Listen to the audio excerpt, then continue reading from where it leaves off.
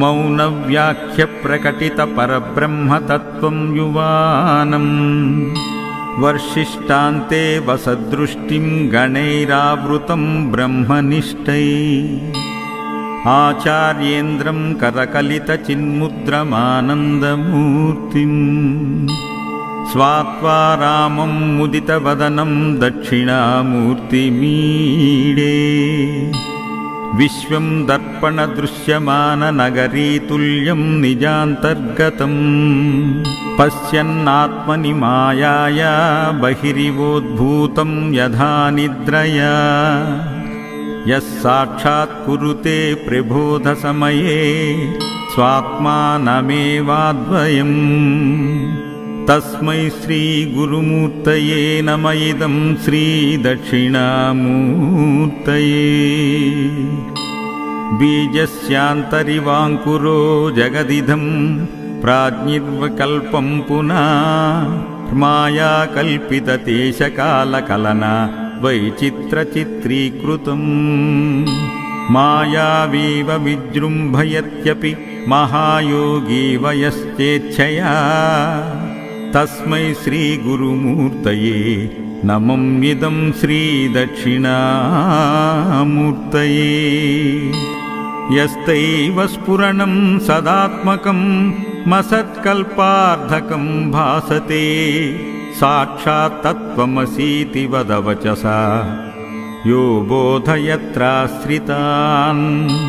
यत्साक्षात्कारणात् भवेन् पुनरावृत्तिर्भवाम्भोनिधौ तस्मै श्रीगुरुमूर्तये नम इदं श्रीदक्षिणामूर्तये नानाचिद्रघटोदरस्थितमहादीपप्रभाभास्वरम् ज्ञानयस्य तु चुक्षरादिकरणद्वारा बहिः सन्दते जानामीति तमेव बान्धमनुबाध्ये तत्समस्तं जगत् तस्मै श्रीगुरुमूर्तये नम इदं श्रीदक्षिणामूर्तये देहं प्राणमपीन्द्रयण्यापि चलां बुद्धिं च शून्यं विदु त्रिबालाण्डजडोपमास्त्यः मितिभ्रान्ता भृशं वादिना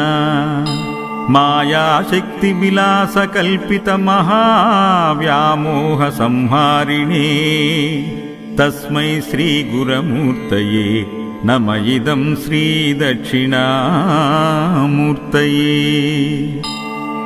राहुग्रस्तदिवाकरेन्दुसदृशो मायासमाच्छादनात्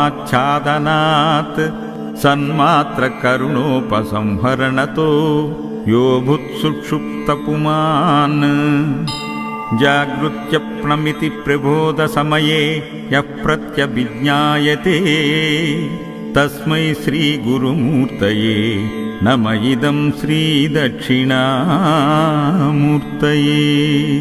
बाल्यादिष्यपि जाग्रदादिषु तदा सर्वास्वस्थास्वपि व्यावृत्तास्वनुवर्तमानमिहमित्यन्तस्फुरन्तं सदा स्मात्मानं प्रकटीकरोति भजतां यो भद्रया मुद्रया तस्मै श्रीगुरुमूर्तये नम इदं श्रीदक्षिणामूर्तये विश्वं पश्यति कार्यकारणतया स्वस्वामि सम्बन्धता शिष्याचार्यतया तदैव पितृपुत्राद्यात्मना भेदते स्वप्ने जाग्रति वायु एष पुरुषो माया परिभ्रामिता तस्मै श्रीगुरुमूर्तये नम इदं श्रीदक्षिणामूर्तये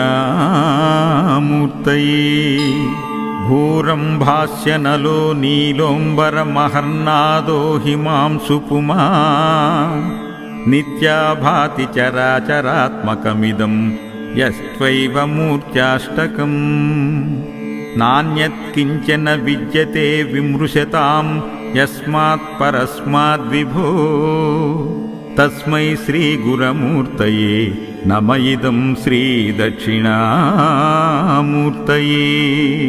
सर्वात्मत्वमिति स्फुटीकृतमिदं यस्मादमुष्मिंस्तवे तेनास्य श्रवणात् तदर्था मनन्नाद्यानाञ्च संकीर्तनात्।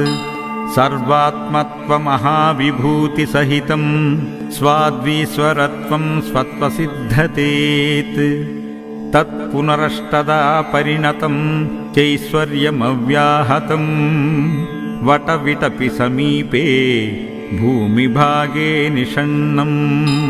सकलमुनिजननां ज्ञानदातारमारात् त्रिभुवनगुरुमीशं श्रीदक्षिणामूर्तिदेवं। जननमरणदुःखच्छेद दक्षं नमामि। चित्रं वटतरोर्मूले वृद्धा शिष्या गुरुर्युवा। गुरोस्तु मौनं व्याख्यानां शिष्यास्तु छिन्नसंशया। ॐ नमः प्रणवार्धाय शुद्धज्ञानैकमूर्तये निर्मलाय प्रशान्ताय दक्षिणामूर्तये नमः।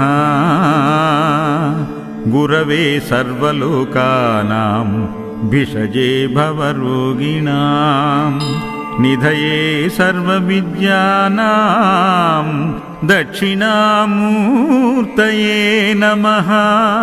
दक्षिणामूर्तये नमः। दक्षिणामूर्तये।